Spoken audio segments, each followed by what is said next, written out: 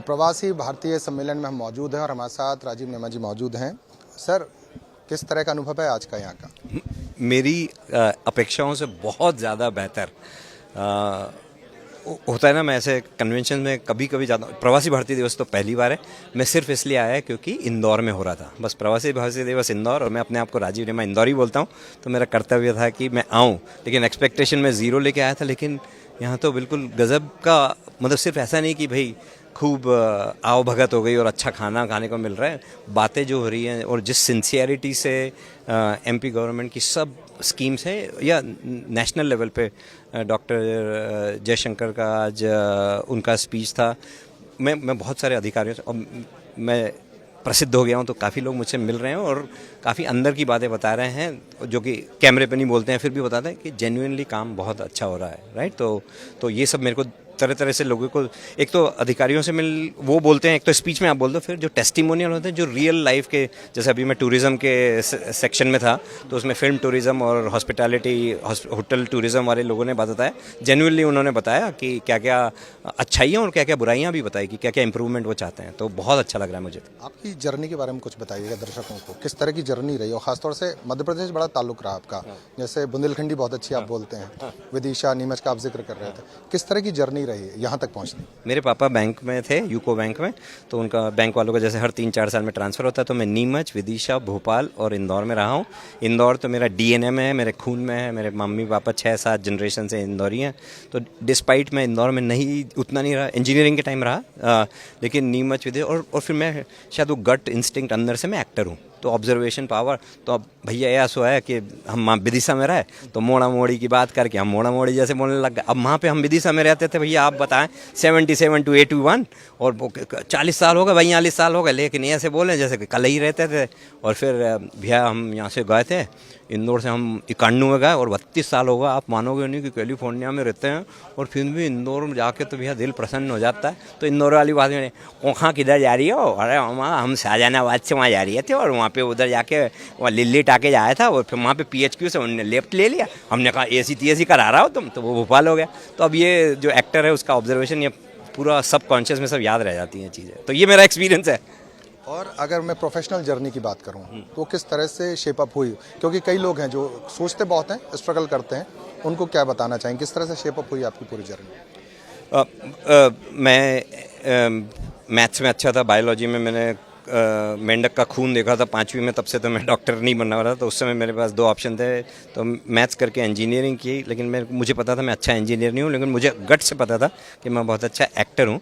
फिर भी इंजीनियरिंग की पढ़ाई ने मुझे लॉजिकल बनाया, रैशनल बनाया, चीज़ों को समझना, चीज़ों को क्वेश्चन करना समझाया। उसके कारण मैं अमेरिका जा चुका उच्च अध्ययन के लिए। वहाँ पे मैंने चिप डिज़ाइन की, इलेक्ट्रॉनिक, जितने आपके मोबाइल में, लैपटॉप में चिप्स होती हैं, डिज़ाइन की। लेकिन मैंने कभी भी अपना पैशन जो एक्टिंग और स्टेज और माइक और डिबेट और ये कभी नहीं छोड़ा।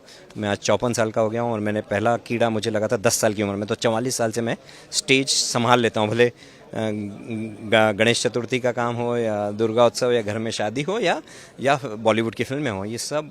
तो जो आपने पूछा, मेरा कहना सबसे यही है कि आपका जो पैशन है उसको किसी तरह, ऐसा नहीं कि यार मेरे को जब तक NSD में एंट्री नहीं मिलेगी, जब मैं तक मेरे को गिटार, मम्मी 1000 रुपये प्रति हफ्ता का गिटार लेसन का पैसे नहीं देगी, तब तक मैं गिटार नहीं बना सकता। आजकल की बात कर रहा हूँ, यूट्यूब पे हर चीज़ मौजूद है फ्री में। अगर आपका पैशन है तो आप उसके लिए टाइम निकालिए और कभी भी ऐसा मत सोचिए अरे मेरा नहीं हुआ। Everything is a long journey. Oh my God, ये देखिए हमारे इंटरव्यू में अगर बॉलीवुड में करण जौहर हैं तो बॉलीवुड के बाहर OTT ने अरुणाब कुमार, इन्होंने Arunabh Kumar TVF Panchayat Kota factory aspirant, ये नहीं इनका शक्कर बोल रहा है अभी, ठीक। बट हाँ, मतलब हमने बहुत कुछ किया और राजीव सर हमारे पास तब आए थे जब हम बहुत छोटे थे और झोपड़ी जैसे ऑफिस में थे। So thank you so much sir for always being. अब मैं झोपड़ी जैसे घर में रहता हूँ और इनके महल बन गए। कुछ नहीं बनाया अभी तो। सिलिकॉन वैली और इंदौर और ख़ासतौर से मध्य प्रदेश, क्या डिफरेंस देख रहे हैं आप, या चीज़ें बदली हैं 2004-2014 के बाद? वो 100% बदली है। मैं 1991 में मैं सिलिकॉन वैली गया और उस समय तो लोग इंडिया को ही नहीं जानते। आप फॉरगेट अबाउट MP और फॉरगेट अबाउट इंदौर। अब देख लो आप, इंडिया के बिना तो कोई दुनिया की कोई कंपनी नहीं चल सकती। 2000 की जो क्रांति आई, कंप्यूटर आईटी क्रांति आई, तो उसका ग्लोबलाइजेशन जो हुआ उसके कारण बेंगलोर, पूना, हैदराबाद चमकने लगे। और फिर टीयर 2 सिटीज़ की बात होने लगी कि भाई वो भी महंगे हो रहे हैं, तो टीयर 2 सिटीज़ में। और कोविड के बाद तो भैया इंदौर तो एकदम चमन हो गया, आईटी, और लोग अपने घर जाना चाहते हैं। इंदौर, और स्वच्छता की दृष्टि से इंदौर 6 साल से चमक रहा है। तो प्रवासी भारतीय दिवस इंदौर को मिलना ही उस बात को प्रूव करता है कि इंदौर कहाँ तक पहुँच चुका है और अब इंदौर कहाँ पहुँच जाएगा इसके कारण, क्योंकि अब वर्ल्ड वाइड विजिबिलिटी हो गई है। इंदौर को तो नेशनल लेवल पे ही नहीं जानते थे 1990 में, अब पूरा दुनिया जानती है। और ये जो प्रवासी आ रहे हैं, आप भी एक प्रवासी हैं, क्या रेस्पॉन्स है आपस में जो कानाफूसी या चर्चा होती होगी? जैसे आपने कहा कि रेस्पॉन्स अंदर बातें अच्छी हो रही, तो ये सकारात्मकता क्या किस तरफ जाएगी, क्या बातें हो रही हैं? पॉजिटिव और नेगेटिव। लाइक नेगेटिवली देखो तो यार भैया अभी भी काम नहीं होते हैं, ये कहने वाली बातें हैं यार, झांकी मंडा पे इसके बाद कुछ नहीं फॉलोअप होगा। लेकिन अगर पहले 0 फॉलोअप होता था तो अब 10% होने लगा है, पहले 10% होता था तो अब 25% होने लगा है। तो बात उसकी तरह से देखना चाहिए कि इंटेंशंस अच्छे दिख रहे हैं, करने वाले लोग, जो सोचने वाले, सोच अच्छी है, और फिर एग्जीक्यूशन कितना इम्प्रूव हो रहा है। Yes, I would like it to improve faster, जल्दी इम्प्रूव होना चाहिए।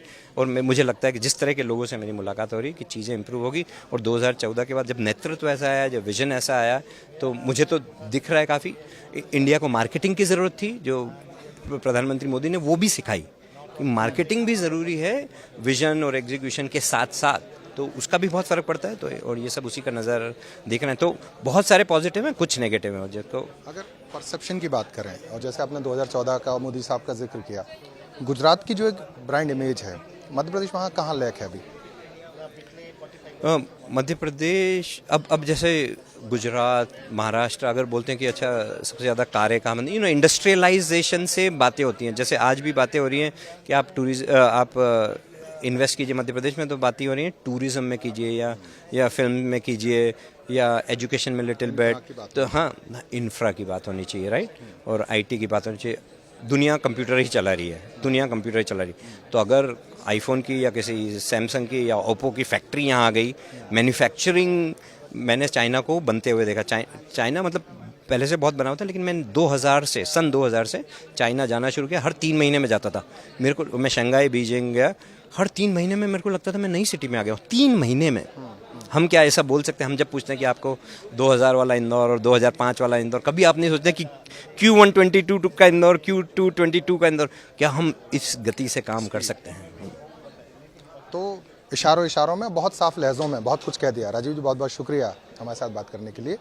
तो प्रवासी भारतीय सम्मेलन यहाँ चल रहा है और मध्य प्रदेश के लोग हों, दुनिया भर के जो भारतीय हैं यहाँ पहुँच रहे हैं, और भारत अच्छा करे और प्रवासियों का उसमें योगदान रहे, इसमें सबकी उत्साह भी है और रुचि भी है। कैमरा पर्सन आशु के साथ अखिलेश सोलंकी, भारत 24 भोपाल।